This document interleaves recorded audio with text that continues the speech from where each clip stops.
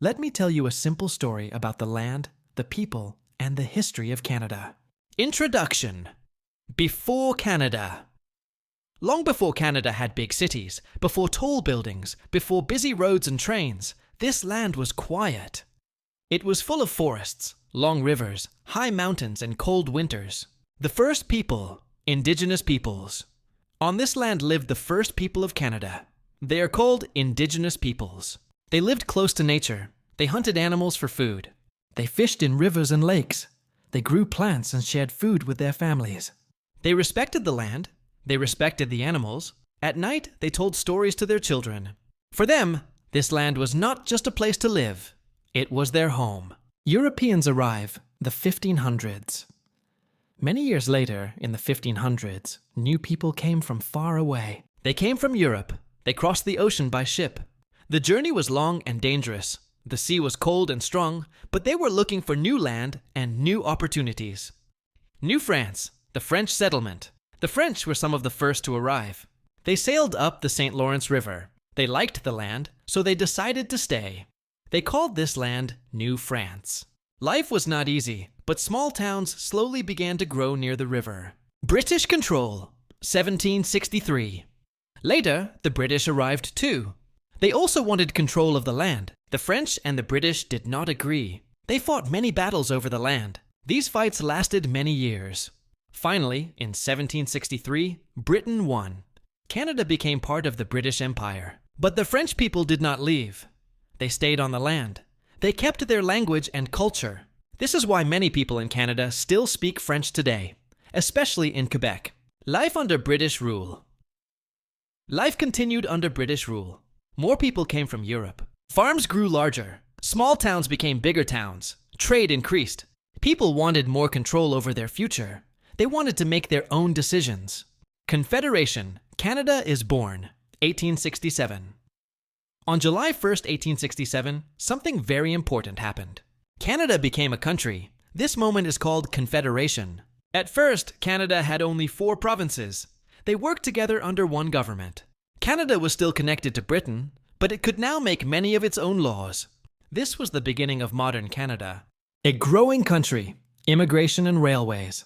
After Confederation, Canada grew quickly. Railways were built across the country. People could travel far and move goods easily. Many immigrants came to Canada. They came from Europe, Asia, and many other places. They came for work. They came for safety.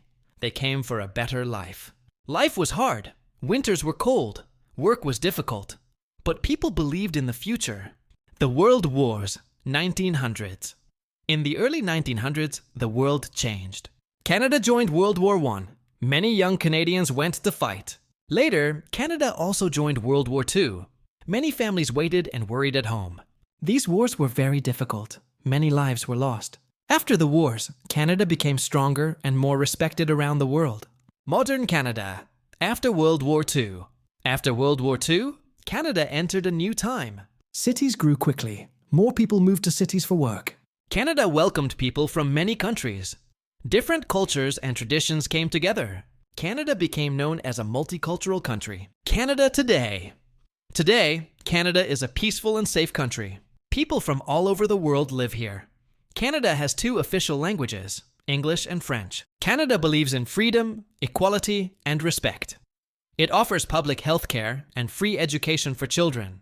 Many people choose Canada as their new home. The story continues. Canada's story is still going. Every new generation adds a new chapter. Every new person becomes part of the story. Canada is not just a country. It is a place built by people, by their hopes, their hard work, and their dreams. People come to Canada from many places. They bring new languages. They bring new food. They bring new ideas. They learn from the past. They build the present. They shape the future. Canada grows not only with buildings and roads, but with kindness, respect, and understanding. The land remembers its history. The people carry the story forward. And every day, the story of Canada continues. With you and with the next generation, the land of Canada. The story of Canada is also the story of its land. Canada is a very large country. It has many different landscapes. Each place tells a quiet story. Forests, lakes, and rivers. Across Canada, there are deep forests. Tall trees grow close together. The air is clean and calm. There are thousands of lakes. Some are small and quiet.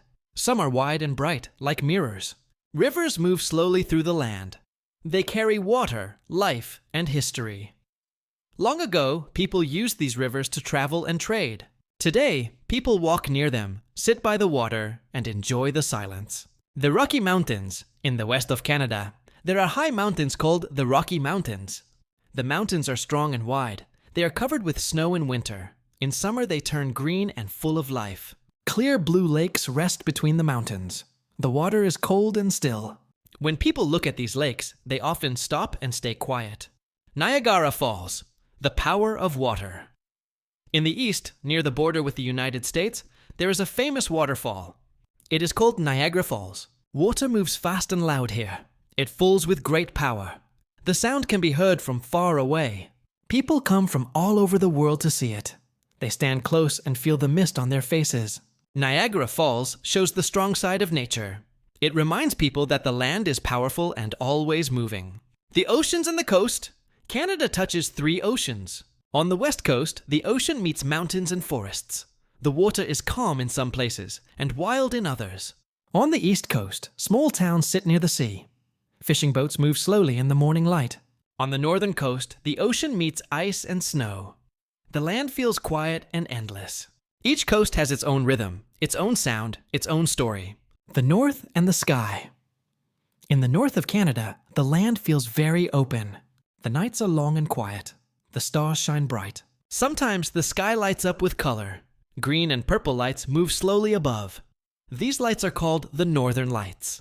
People stop and look up. They feel wonder. They feel peace. The North teaches patience, silence, and respect for nature. Seasons of Canada. Canada is a country of strong seasons. In spring, snow melts slowly. Flowers begin to grow. In summer, days are long and bright. People walk, swim, and enjoy the sun. In autumn, leaves turn red and gold. The land feels warm and calm. In winter, snow covers the ground. Everything becomes quiet and still. Each season changes the land, and each season changes the people. The land and the people, the land of Canada shapes the people. It teaches them to be patient. It teaches them to prepare. It teaches them to respect nature.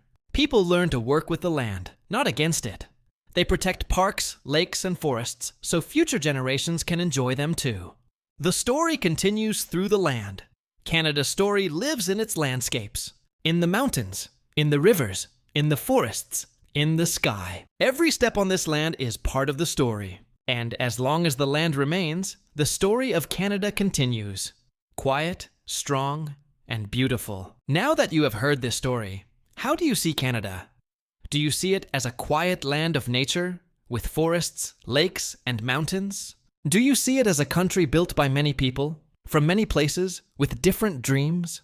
Have you ever thought about visiting Canada one day? Maybe to see the mountains? Maybe to see the oceans? Maybe to walk under the northern lights? Or maybe you already live here, and this story feels familiar. Canada is different for everyone, but every journey begins with curiosity. So tell me, what do you think about Canada after this story? Would you like to visit here one day? Why or why not? Your answer is part of the story too.